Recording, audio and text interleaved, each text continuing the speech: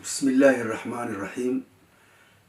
waxaan si aad iyo aad ugu faraxsanahay in aan kasoo muuqdo oo aan ka qayb galo shirar noocan oo kala ah oo ummadda Soomaaliyeed loogu faa'iideynayo si ay dhulkooda si wanaagsan ugu noolaadaan. ujeedada weyn oo laga leeyahay ay tahay in aan maskaxda jiilalka soo koraya ku abuurno qaabka ugu haboon ay ugu noolaan karaan dhulka ay leeyihiin oo Ilaahay ku manaystay.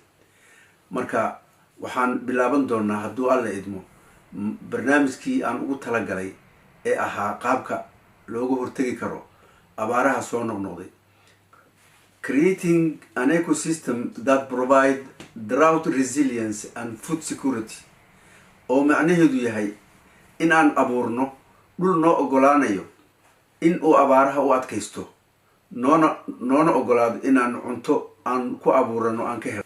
Ways to push the boundaries of poverty: continuous contour trench, Valleyron system. labadan shay waa waxa looga hortago dhulka sii dhimanayo. Continuous contour trench and Valleyron system are used to restore degraded land. Defining drought. Defining what is a drought. Drought is generally defined as a deficiency of precipitation over a period of time, usually 2 seasons or 3 seasons. But the exact definition of drought is lack of soil moisture to support vegetation.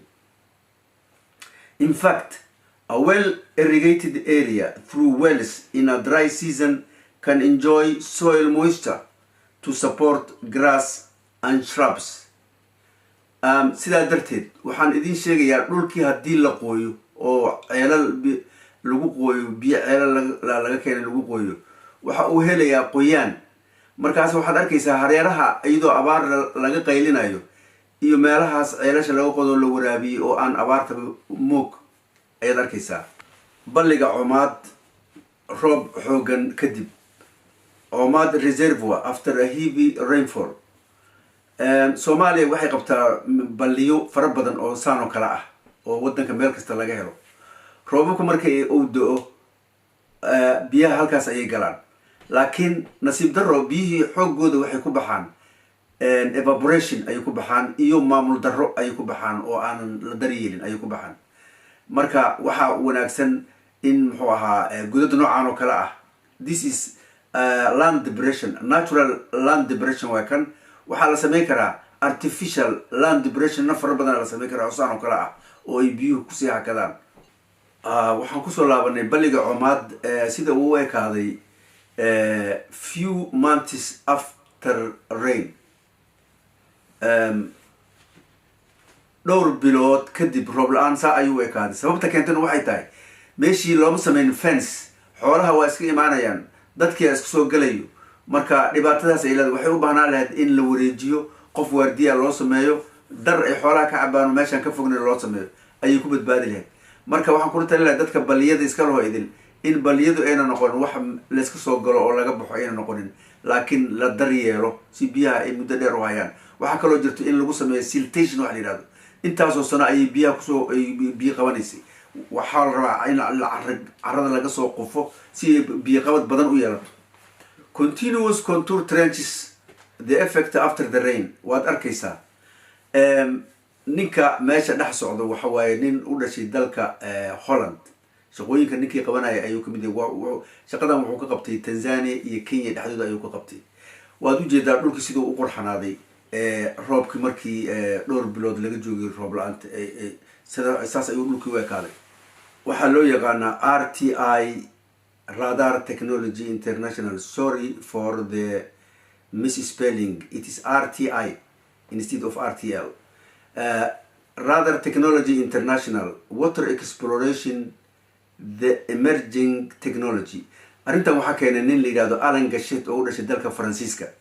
waxa waaye ninka ugu waqtigan hadda la joogo ugu badiyo marka laga hadlayo water exploration. RTI results.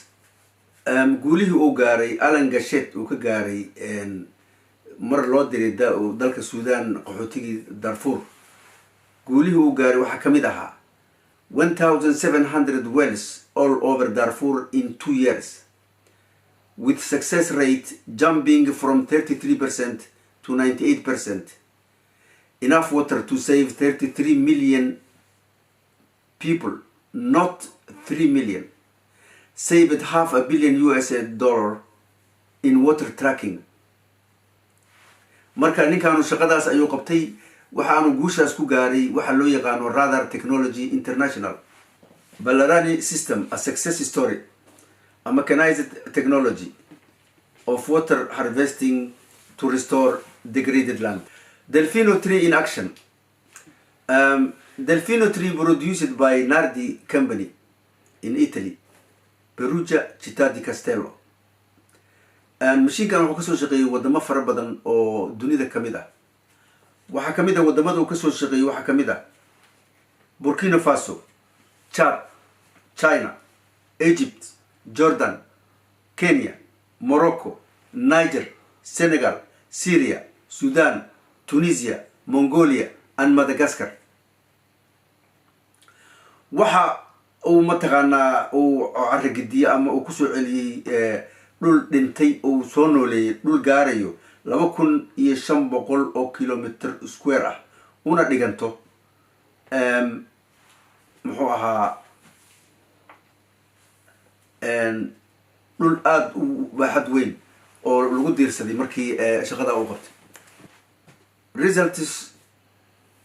The results of applying a Balarani system in Burkina Faso in the project of the Swiss. Waa ujeedaan dhulka sida uu ka dhigay markii la adeegsaday mashiinkii Delfino 3. Waxa kale oo shaqada xoogeeda qabtay dadka u dhashay dalka dhulkaas u dhashay ayaa ayagana shaqada qayb weyn ka qaatay. Effect after 10 years dhulkii saa ayuu ka dhigay mashiinkii aan idin sheegayo oo ahaa Delfino 3. A few months after the rain dhulkii waa xogaa waa ujeedaan dhirtii xogaa yar way isdhintay waxaana uu sabab roobkii oo xogaa muddo ka dahay. After a long dry spell muddo dheer abaar dhulkii oo la kulmay ayaa saas u ekaaday. Laakiin dhulkan weli waa dhul nool oo muxuu ahaa waxaa ka muuqda dhir iyo caws. dhulkana markuu caws iyo dhir leeyahay waxa uu leeyahay awoodda uu ku dhooqayo biyaha roobka markii uu da'o. luqadda Ingiriisiga waxaa lagu yiraahdaa water holding capacity ama water retention capacity.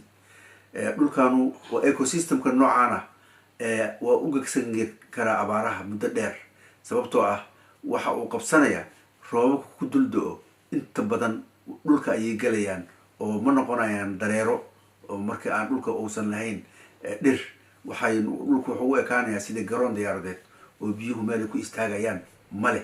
marka dhulka waxaa la rabaa had iyo jeer in laga ilaaliyo in uu yahay dhul qaawan oo dhir la'aan ah. Underground fresh water in each continent estimated total volume in kilometer cubic. sidaad arkaysaan qaaradda Africa waa midda labaad waxa ka horeysa oo kaliya Asia. Africa waxay heshay 5,500,000 oo kilometer cubic ah. Latin America waxay leedahay 3 milyan. Mareykankan waxa uu leeyahay North America waxay leedahay 4,300,000 oo kilometer cubic ah. marka waad garan kartaan qaaradda Africa in uu Ilaahay ku maneystay biyo aad u fara badan oo dhulka u cagaago.